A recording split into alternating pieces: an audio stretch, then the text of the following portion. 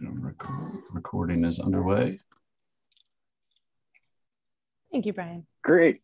Hey, thanks, Brian. And welcome everybody to the Urban Canopy Committee. Really appreciate you guys checking in. And I'm hoping for a little different format tonight for our meeting. It's been a while since we met, and there's been quite a few things that are happening as it regards to our canopy now, and you know where it might be and how it will be affected with certain things. So I wanted just to, if this is okay with everybody, is to basically, you know, talk myself for a little while, tell you what's on my mind, and then I literally just want everybody to do the same, and see if we can come up with some, you know, and I totally realize everybody's been, you know, wondering and you know where we might go and what our ultimately our recommendation will be. Just starting off, we got to some, and I know Louisa will, because she's way smarter than I am as far as remembering things. We did get to a certain place of like, this is what we might do. And there's 4 points, and I'm not going to talk about those, and I'd like each one of you to bring those up and give them value or tell your new ideas. But there's a couple things that come to mind that are very current. And I've been looking into our tree code pretty heavily. And I'm mostly interested because everybody complains about it. And I'm talking about our friends from urban forestry and just people in the tree world. And they kind of look at it as, you know, something that, you know, might need to be revisited at some time. And it is right now probably a time that is unusual in our world, where they have we're looking at a new development code with, I'm sure you're all familiar with the middle housing and some of the things that are carried on to that. I got into and I sent out I think to everybody a couple of pages of the code. And that's when I started to really get into it. And it's not a good code. And again, I'm not a code writer, but it is directly in conflict with our CAP 2.0 goal.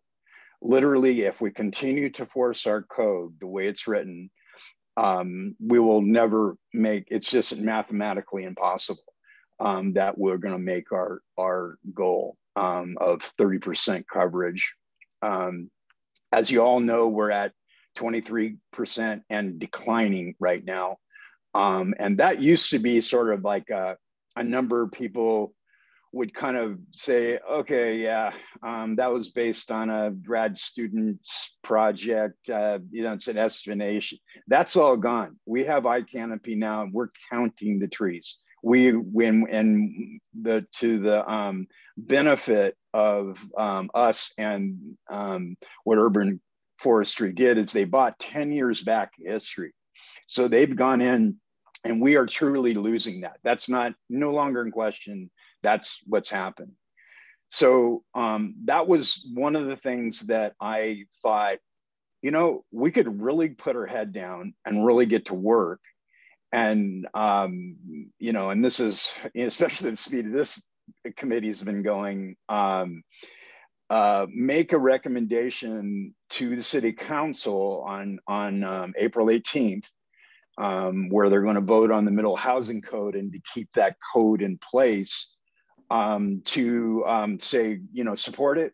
And this is just me talking, and I definitely want to hear what everybody else to say. To support, I don't necessarily want to, it's not really our place to come out with a housing recommendation or even opinion, but I'd like to support it with the caveat that they would revisit chapter 6 and 7 with the code.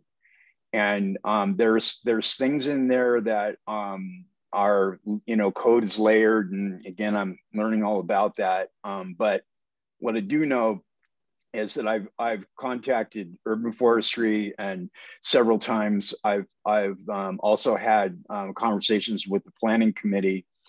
There's not a person that I could find that would say, you know, the code is really serving us. The most things I hear is the code's not been changed for over 20 years. It's antiquated. It's you know, you know, and even the people that are using it don't necessarily like it.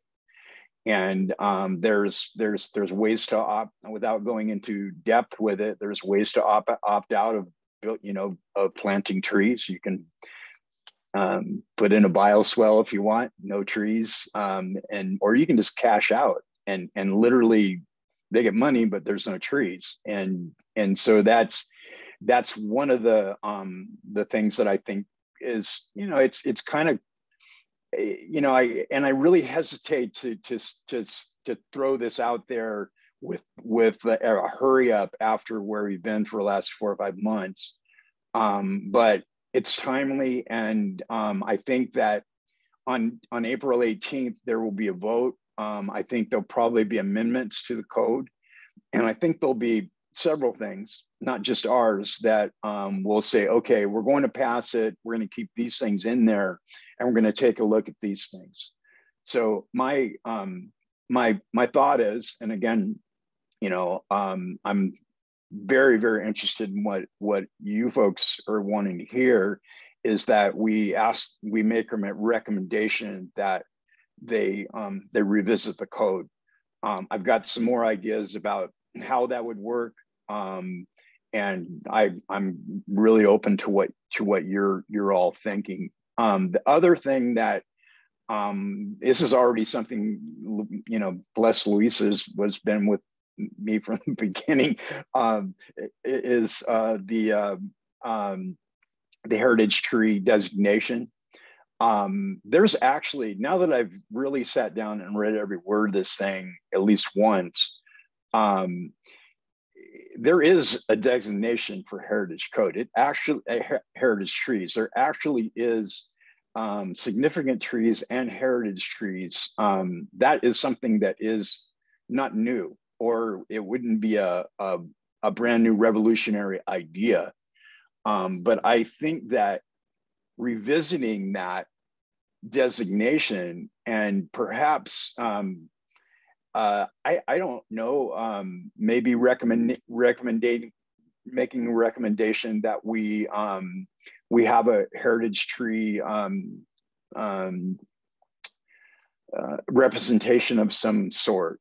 And that's, you know, that's, you guys are probably way better at processing things than I am. But that was the other thing that we had brought up from the past, and I'm still very much in favor of. I think that it's not something that we can put, or I don't feel comfortable placing right on the city of, like, you just deal with this and you know, it's going to cost more and everything else. And I also think that it's very emotional, and a very, there's a whole lot of other interest in it besides just the canopy, culture, history, some of the, you know, the tree stories that go with it, that really I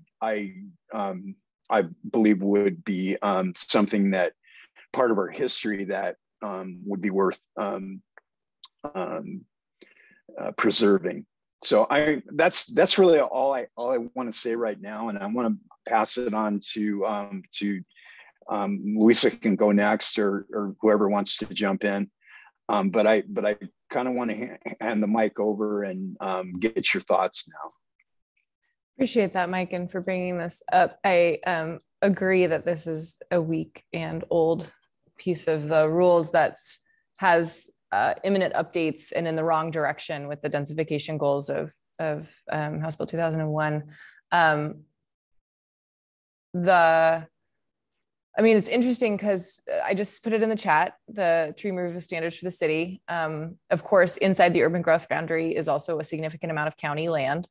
So a lot of River Road Santa Clara would fall under county jurisdiction for these kinds of rules. And so it'd be interesting to see how those could be harmonized within the urban growth boundary. One of the things that comes up is there is a definition of heritage tree. So you're right about that, Mike, despite the fact that we don't have a program specifically.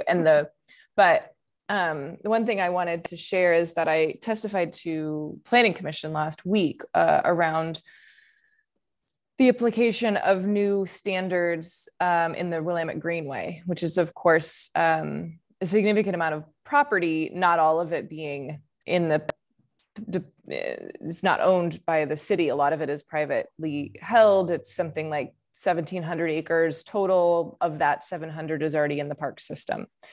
So it's that land that was designated as Willamette Greenway is often Willamette Greenway standards were deemed to be not clear and objective. And so developers who want to build on the private property that falls within the Greenway were able to sort of skirt the intent and the spirit of the Greenway rules, which are about riparian habitat, which are about subterranean water movement, and having that natural shield to keep the river feeling like a wild and scenic place as opposed to development to the edge. And one of the things that we recommended was that there's a required 100-foot setback buffer from the top of bank for the river. And so when that's in private property, what happens in that buffer? And there was no protection for the canopy in there, existing canopy. So if it's on privately held land, but it's in the buffer space, we were recommending that they be asked to do an environmental impact statement to assess the canopy health of the trees that are there and preserve them, was one of the recommendations that we made. I think that taking it to this conversation with these ordinance is extending it into the rest of the city, which is really important around the private, big trees on private land are still a public value. The overlap too, if we want to go really wonky with code, is goal 5, which applies to all the wetlands that are in the city, of which I don't know if it's been quantified, the actual, amount of land that covers, but because that's not buildable land, there often are significant tree canopy there, which additional protections for those and cataloging for those would be really valuable to the city from multiple perspectives. This notes that we dropped that I'm reading right now about this rule, one of the things that it talks about is that a permit,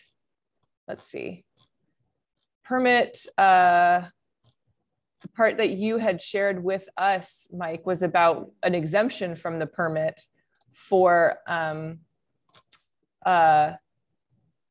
significant trees. But in fact, in the code, there's no definition of what a significant tree is. It's not even there. So how would anybody be able to follow this code if nobody will tell you if it's a tree is significant or not? And that to me is a glaring gap. So I think it's worth going after. I'm super curious who would know more about this. It's not necessarily public works because they don't deal with trees on private property. It would be probably private arborists who might have to file permits occasionally for tree felling on developments. Is that worthy of a conversation? Yeah, I have contacted Sperry. Oh yeah. About this, and again, this is just down the road for us. They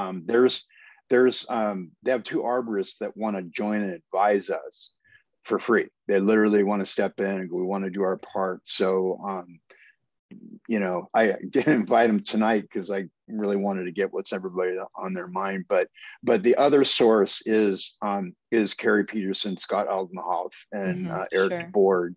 Sure. Up at Urban Forestry, because they generally, how it works is the developer works with public works to a certain point, but then when they have to remove a tree or that's Urban Forestry's role. So actually, and I think they'll be candid about it too. They're the ones that really have issues with the code right now. That's interesting to note. I would be very interested to hear from Sperry as somebody who, on the private side, who's dealing with the private property. The one other thing I wanted to throw in to the conversation was Scott Altenhoff presented at ELAW last week, which was the public conference on campus. And the piece about the conflict between bioswales and trees came up during that. And it seemed, I was not listening, but Art Farley was, and he sent me an email just noting that it sounded like Scott had some ideas about how to address that. And it would be worth looping back with him if it was something that we could share and augment that, leverage that voice to council in our recommendations. Yeah. I've been checking in all along the way with urban forestry, because I really, from our beginning, one of the concerns about this is we were going to be duplicating their work. So they are 100% on board with anything I just said. I vetted it with them first. Yeah, to have Scott speak to us, he's rewriting the, I can't remember what it is, but it's something that has to do with how the urban forestry operates. So it's literally like their Bible that so anyway, I'm gonna let you go ahead. Sorry. I want to just share a few comments right now as I'm listening, and Mike, having looked at what you shared with us before, I think there's kind of two pieces here. One is, what do we need to deal with immediately? And what are our, moving forward beyond that, intentions of next path? Because I think the reality of a pending, housing code amendment coming up April 18th is when it's scheduled. Right now is our opportunity to begin to craft something that goes to the commission on Wednesday if we want the commission to endorse whatever we're proposing go to the council. So yeah. I think that's probably what we need to deal with for the most part. And I think, there are some issues that I note that the code that you shared with us, Louisa, calls for the establishment of an administrative rule. Did any administrative rule process ever happen? Good question. So if that did, what is the administrative rule? And so that's something to follow up on. But I think that's after we look at the issue that's coming up April 18th. And on that issue, potential provisions for preservation of trees, I know there's support there for that in the council. And I said it in a number of council meetings, and one of them, and the mayor said, I hope we don't take out more trees as we move towards middle housing. Okay, that's a paraphrase of what she said, but there's support there from the mayor for the concept of that. So I think part of our immediate work would be to do something that we recommend to the commission on Wednesday that says something to the effect of, well, the commission supports the increased density of housing intended by the proposed code changes and the sustainability factors that would likely result, blah, blah, blah. However, we have concerns about these particular provisions as they impact the urban canopy. And then reference the parts about greenway issues and what you brought up, Louisa, and the issue of preservation of trees be part of any proposed plan, that's submitted. And I don't know if the language is appropriate to say we ask that these pieces be revisited prior to, approval and implementation of, these code changes. So that's kind of what I'm thinking is our immediate steps. Jan, you've been closer to the thing of in your work with the city in all those years of how we might nuance language. Mike and Louisa, you've looked at the code provisions specifically more closely I have. So that's the thing I'm hoping we can do first tonight, because if we're going to weigh in to the council in time, we need to get it to our commission meeting Wednesday. Well, we'd have to bring it up as an emerging issue, right? Because it's already not too Right. late to be on the docket, Right. which is And okay. an It doesn't, emerging, yeah, right, it an doesn't ban emerging conversation. issue that has a limited time frame. Right. Yeah. It Yeah, would that's what I was just going to say. We have to figure out a way to get it into the agenda at a short notice like that. And so if emerging issues is the way to do it, that would Well, be. we could send something to, Matima and Laura when Sure. we complete our meetings that we do have an Yeah. emerging issue we would like to address. Well, I appreciate you all bringing this up because I must say I'm late to the party and paying attention to all of what's going on with middle housing. But once I started paying attention, one of the things I was worried about was, or a couple of things I think, in fact, is it also affects solar access, or the potential for that. And so a couple of issues related to sustainability that does seem like we might want to comment on. And I also did watch that urban forestry law seminar, which was, I thought, very good. And Scott, it was great. It was great to listen to him. I think he would be very wonderful to work with. He also mentioned, he did talk about the swales, but he also talked about trying to protect the older trees that do more of the work. So he's, definitely was on the same wavelength. So yeah, I'm down to help with this stuff, but it is a really short timeline.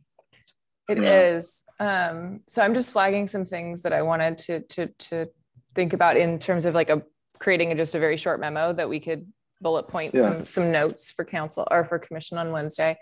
One of which is that the current code, none of it applies to any parcel which is under 20,000 square feet, which is about 0.45, 0.46 acres. So that's most city lots, right? I mean, so is it possible to drop that, it's that size that it would be, a quarter of an acre, there's some rules around that.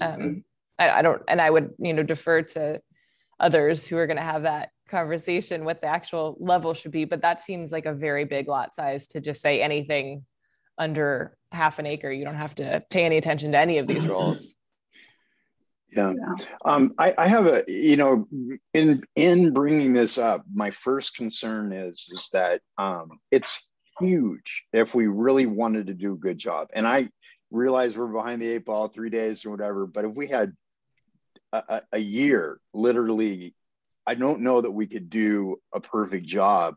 So let me throw this out as an idea, is that all we really ask for, and maybe we can ask for a few points to be addressed, but what we recommend is the code be opened up and rewritten.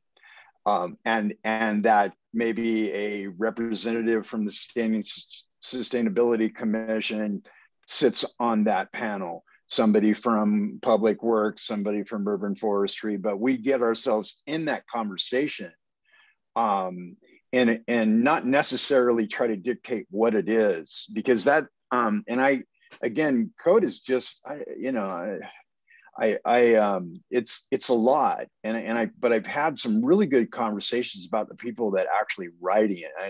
The head guy I've talked to him 3 times on the phone now, and he is, he's, as long as we don't go after middle housing, and that was made clear to me and I don't really think that's our place anyway, but he supports and admits that the code is not serving us currently.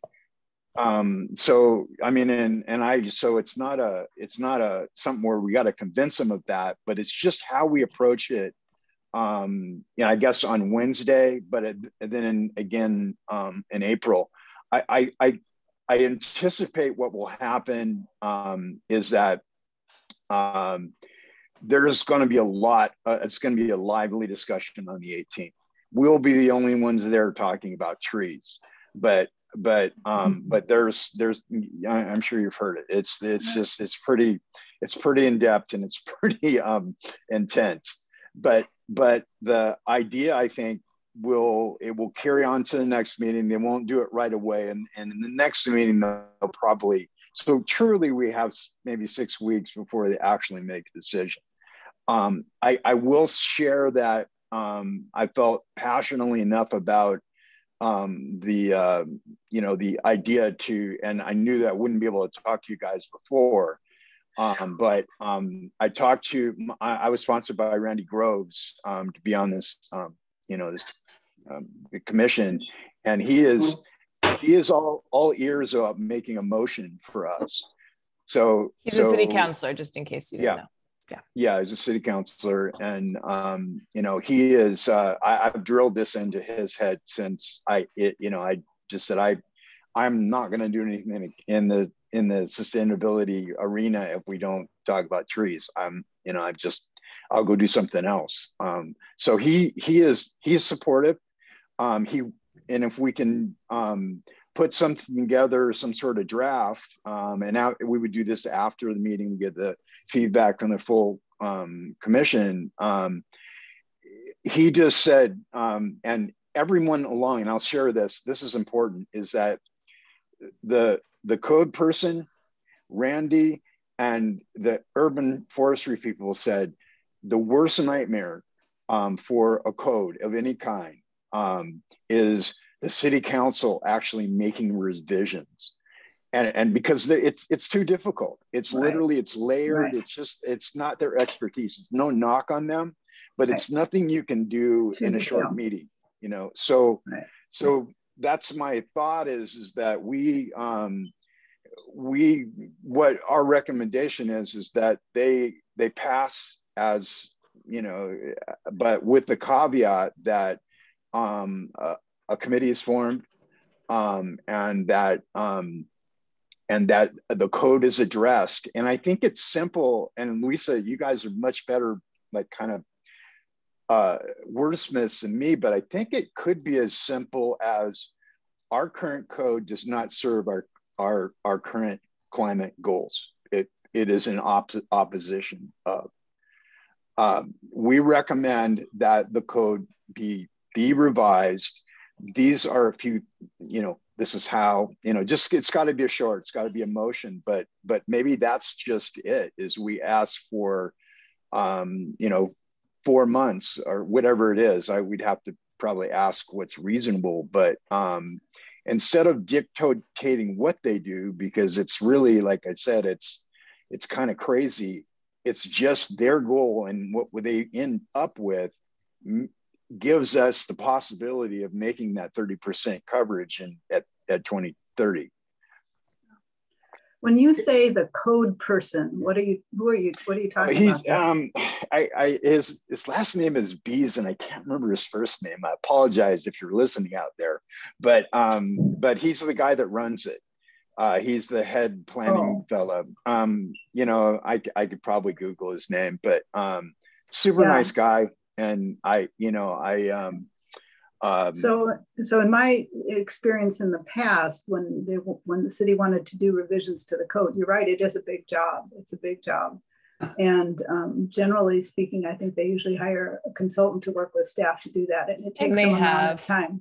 Yeah, Cameron McCarthy has been contracted for, at the very least, the overlay zone for River Road Santa Clara corridor updates for the neighborhood plan and the Greenway. I'm not sure if they've been asked to do other code sections relating to middle housing, but they are they're a local firm, but they are a private firm. Right. And I do know that those dollars add up, and I do know that the city is having a very hard time with dollars right now. So I think this is super worthy, and I hope it would not be a gigantic lift. Right. In the fact that they're already doing all of this analysis, on sites and lots, and and it meets those, other larger goals around climate action, equity, and Canopy goals, which of course they've made very clear. But if we were to say revisit it, they would want to know what we meant, right? Revisit it with the goal of preserving existing trees, increasing canopy. I think both of those things, those would be two good things. Mm-hmm. Yeah. So the thought was, and certainly go ahead, Mike. No, go ahead, Dennis. I was just going to say that's certainly the purview of this committee to make that recommendation to the commission, because that's what we're you know, and I mean, the good news is, yeah, there'll be lots of people lined up for testimony when this issue comes up. It's hot in the community. But guess what? If it's coming from the commission, they already told us we get to go first. Ugh, not true. I waited in the queue for 2.5 hours. Well, staff told us we were supposed to get to go first. Only one representative from the commission. Right, one of us gets to go first. Yeah. Right. So the initial letter can be, you know, presented into the record first, sure, and a summary of why, you know, can happen there at the beginning of a public hearing. And, you know, like you alluded to, either the whole council or individual councilors asked us to advise them. So, you know, we should advise them. We should do what they appointed us to do. You know, and I think we're getting pretty close to the sense of what we would like to recommend the commission. But like, as I said, in terms of if we want to identify it as relating to, you know, code items 5, 6, 7, that's something I'd look to you folks who have looked at that with more specificity than I have. But I think the concept is, let's do something. We support the concept of middle housing, but we have these concerns, and our specific concerns are related to urban canopy, code 567, you know, the lack of provisions to assure solar access, wherever that might fit. And that's kind of what we're prepared to say to the council. And from your conversations with Councilor Grove and what I've heard the mayor say, there's some support there. Yeah. And yeah, there's definitely, I can only think of one counselor that may have an issue, and that's just leave that at that. So that's fine. But I think that, let's try to spend the rest of our time crafting a, take a look at what Louisa already put up there. Just go look in the chat. Oh, okay. You're right. Amazing, Louisa. I don't know how you do that. No. This is my day job. Well, we are the beneficiary then of your whole setup there. I love it. I think actually my boss is presenting to the commission on Wednesday, so you'll get to see my whole really? World. Oh, good. I'm just trying to take notes based on what you're saying. You know, we can wordsmith. I think naming those concerns is a good place to start. Did you want to include it? Is this appropriate to include here your thing about protection of trees on private land? Well, this tree code does apply to private land. This but you were saying there were loopholes. So is that one of the things we would want to look at? List that as a concern. Private lot size that requires a permit. Other protections of trees on private land or something. I don't know. You're talking about setbacks and. Yeah, and I like what you've got there, Louisa. I just wonder if we want to make a recommendation to the commission that says, though we support the intention of the increased density that middle housing brings, yes, we have these specific concerns. Because I think it's good for us to go on record to say, we think the concept makes sense, but there's some problems. Yeah. You know, what if, you know, so that I'm going to send you guys a picture after this is done. I'm not good as Louisa, but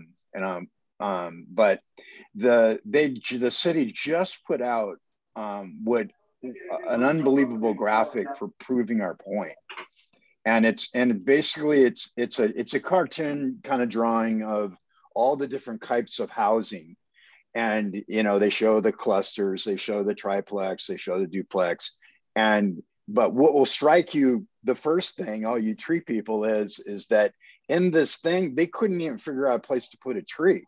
I mean, literally, there's no trees in the thing, and said, okay, well, you look at it and go, where would I put them? And so it kind of proves at some point there. But the, you know, one thing so there's no way we can say, okay, there's probably not going to be spaces for trees in these areas. And my conversations out there have been that this is not going to be a drastic change. It'll be over a long period of time. But when we do build one of these dense developments, maybe the idea is to just not subtract from the canopy. And maybe it's not at that place, but the nearest park down the road or the nearest school, or, it's still, collectively part of the canopy. But that's where I think that we're going to run in trouble, is that there's no space. It's almost like a mathematical elimination of, dense space. There's no setbacks for trees anymore. That's just kind of how it's going to work. So right. Is this? I'm just thinking that if our recommendation is for, further review and correction, then we don't need to at this point weigh into the specifics of what that correction might be, because we're calling, hold on, this part of it needs to be reworked. I'm more right, and that's to do at this point. And we ask for an opportunity to participate in that review. Right. Totally agree. Is this a place to bring up the question of bioswales, or does that complicate things because it's not directly related to this code? Well, I think it should go on our concerns. Yeah. Absolutely. Impacted because bioswales. That's another, because that'll increase with the increased density, that'll increase, Yeah. So, yeah. One of the pressures. And that's something that urban forestry will support 100%. And I've already ran that by them.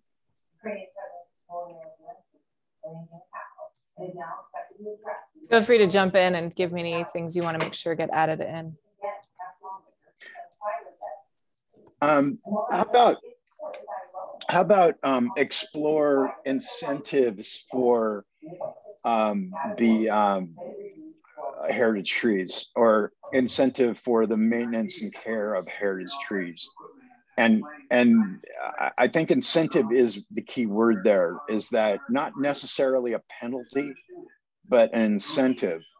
And there's a whole lot of ways of taxing people and getting money, but if it's a system that rewards people for taking care of their trees that we all benefit from, that makes sense. If they're going to take them out, then that's also another thing. But as trees get older, they get more difficult, more expensive to take care of. So I just something about incentives, I think would be good. I learned something about triple stumpage from a forester the other day, mostly because I had a disagreement with a land neighbor. I have a full-sized ginkgo biloba on my property, which is fairly close to the property line. They used to plant the trees as the property line buffers. So there's lots of trees that do that. And then neighbor who bought the property wanted to cut the tree to the property line, all just straight up. And I said, that's going to kill the tree. And I found out there's a valuation for full-sized ornamental trees, which is actually quite high. And then if you triple it, that's what the forestry companies do. If they catch somebody taking trees out off of their land, Weyerhaeuser and others, they charge them 3 times the assessed value of the tree, which is a lot of money. And so I think one of the things I wanted to add at the end is just education of landowners. People don't have any clue about the valuation of their land, the significance. A lot of people would love better information about the species that they have, how to care for them. We have these resources in the community, like our OSU Extension Service and, master gardeners and all these things. And I just feel like one of the lacks that there is just helping people have, more information about, what they've got, how to protect them and their value. What about real dollars? Related to that, one of the things that was covered in that urban forestry, they were talking about tree selection, and it was interesting that I think there was a guy from Corvallis was one of the speakers, and they were talking about how they actually talked to the city of Eugene about tree selection, that the city of Eugene has a pretty good list of things that work for street trees, but I think just that appropriate species for appropriate places is important. And I'd still love to see some reference to the bioswales issue in that list of concerns somehow. Yes, thank you. Louisa, I'm looking at explore incentives for the identification, maintenance, and care for heritage trees. Maybe we could just add education into that, and that, rather than doing a separate thing, just yeah, that makes sense. I mean, you know, the fact that they named heritage trees in this program, but we actually don't have a heritage tree program is sort of an odd lack. And so I think even just helping council understand that they have this nearly finished infrastructure that could be with, you know, augmented you know, without too much of it's not recreating the wheel. I'm going to take the counter side that I think education as a separate bullet point is worth doing, because it's not just about, you know, that portion of it, but that broader piece of education. So I think for council, for the community who in that note, what can you help me understand more? What you have there now is education of landowners. I think that's still a valid separate point. Do you mean this one or about heritage trees?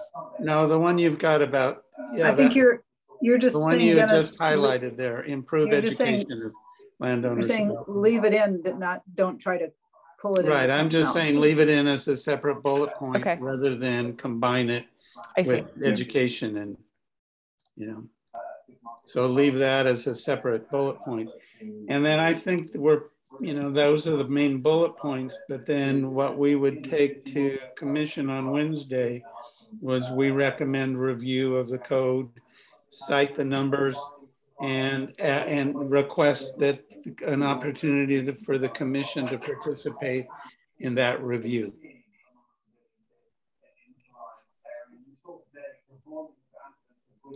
I see other dots in here. So if you all are looking at it, you can type it in here as well. It is an open access document. That's its beauty. Are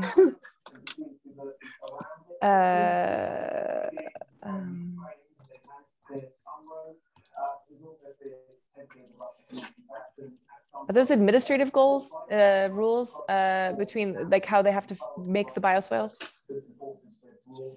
I think a code, remembering the requirements I struggled to meet because I don't have any storm system access on my property. So I had to percolate everything. Mm-hmm.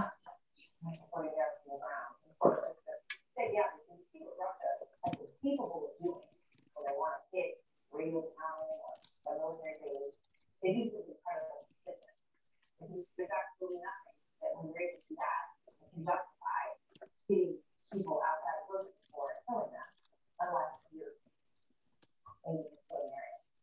Second, the director of the International Security Program at Canopy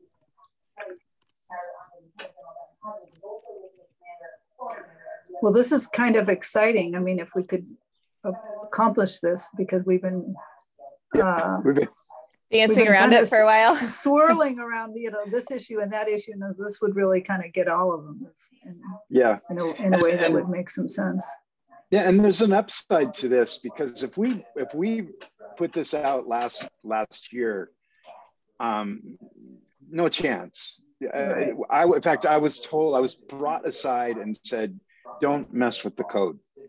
You know, and that's from staff, and that's from, you know, because I was trying to bargain for more time with staff, because that's literally years from staff, and you know, I just wanted, you know, so we ended up just, you know, if you don't do that, you won't need so many hours of staff time.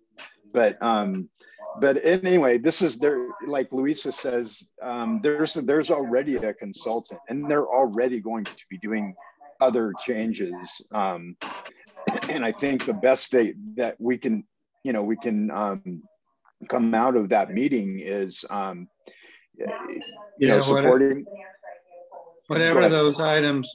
I don't know. You were referencing Mike was referencing 6 and 7, and then you made reference to 5.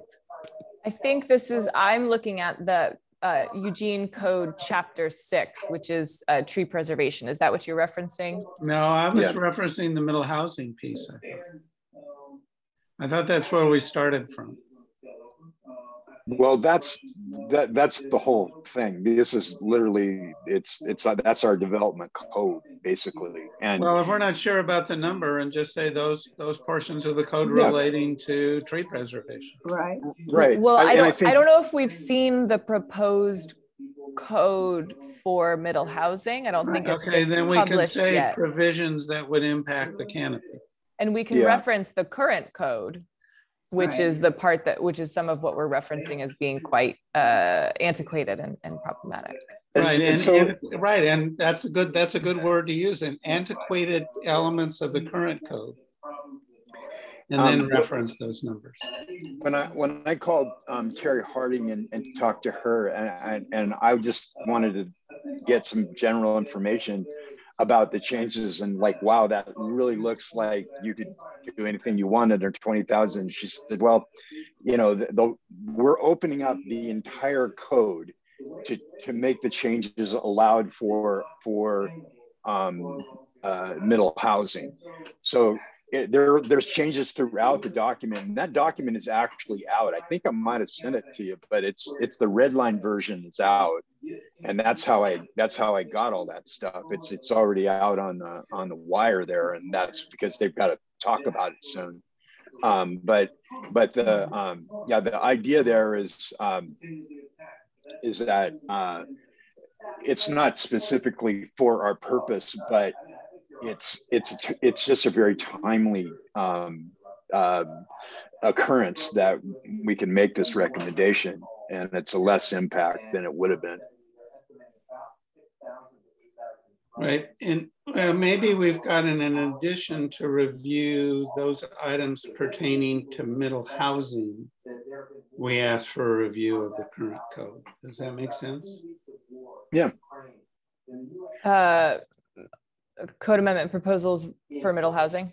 Yeah, in addition to, you know, right.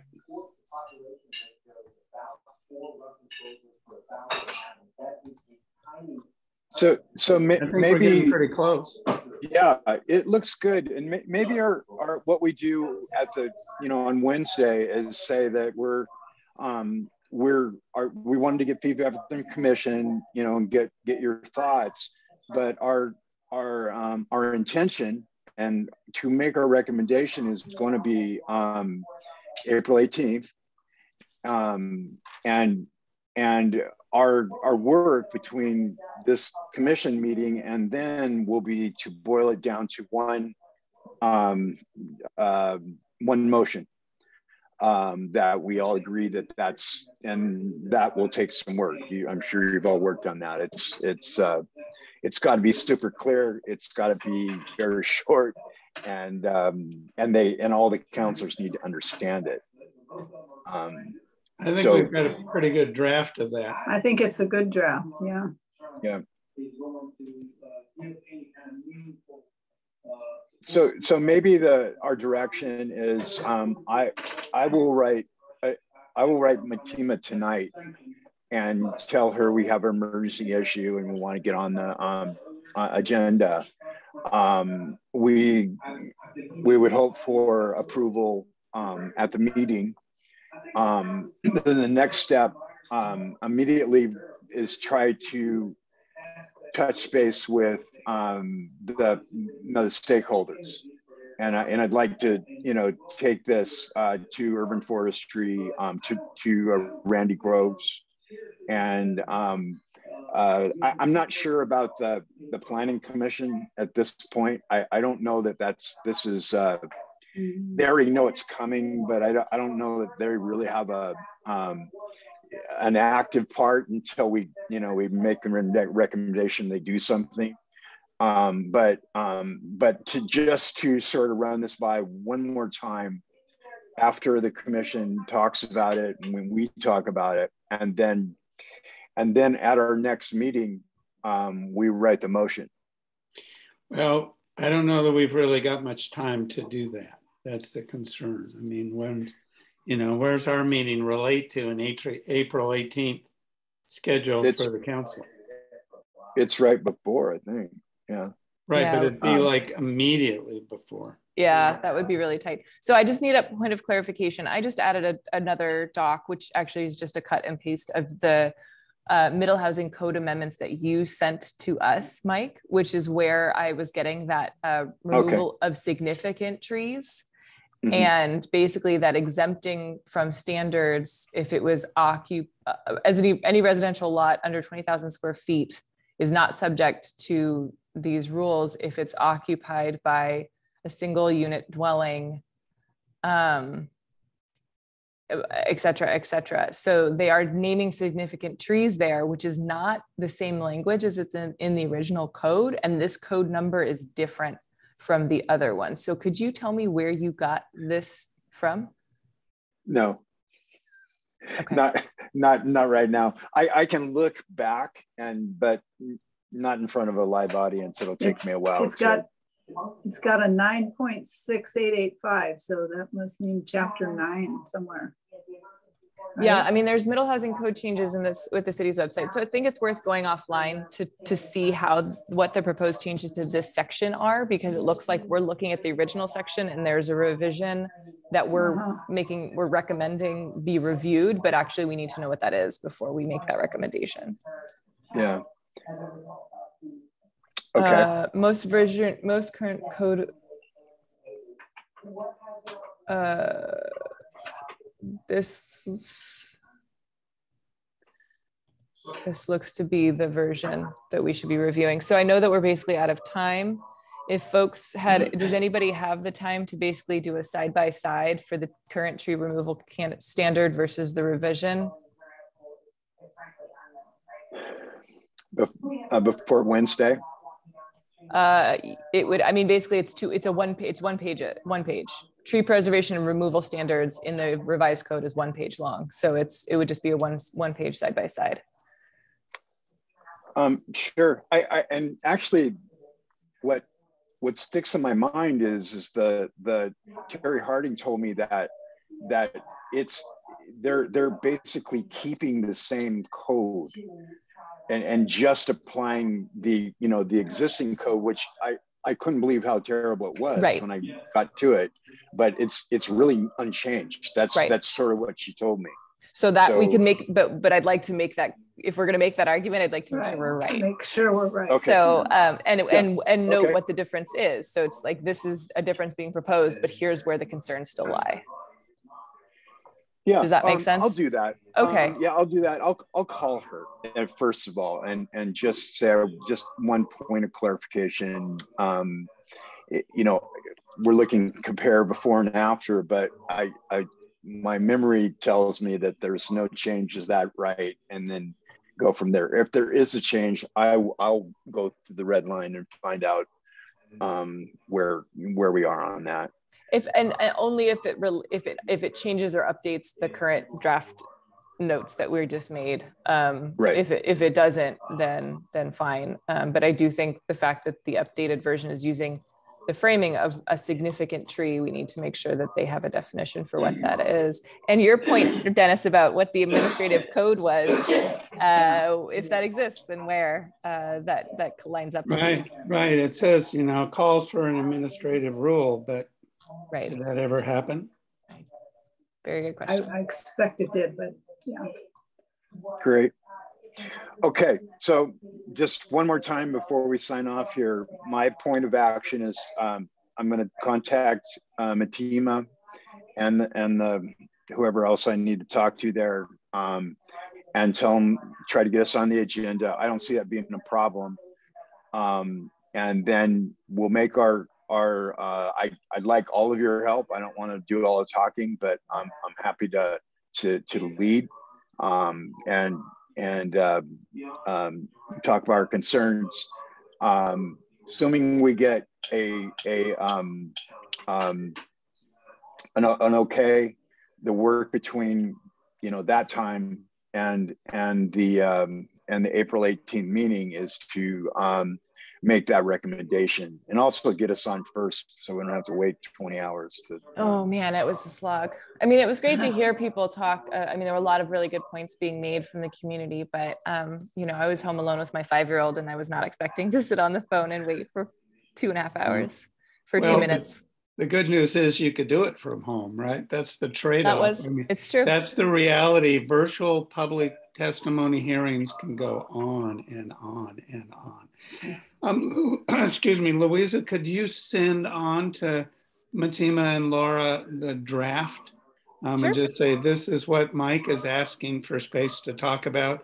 And then, and to see if they can share it with commissioners. And I think mentioning that we're thinking that could come up under emerging issues. There's already a spot for it. Yeah. Does anybody want to review this any further before I forward it on, or do we want to? It's draft, you know, when we call it draft, it's draft. All right. I'm going to write draft really big across. Right. There you go. Big letters, draft. Draft. Okay. That means out of time. Okay, well, hey, thanks everybody for coming, and that was qualifies as probably our most exciting meeting we've had so far. I really feel like we got someplace. There's some background that we brought to it, but I appreciate everybody jumping in, especially Louisa putting this together in front of our eyes. That is huge. So good. I'll see all of you guys on Wednesday. I'll reach out via email if there's anything critical, but if not, expect us to be on the agenda and proposing this. All right. Thanks, everybody. Thank you. Thanks, Take Louisa. care. Bye-bye. Right. Bye, guys. Take care.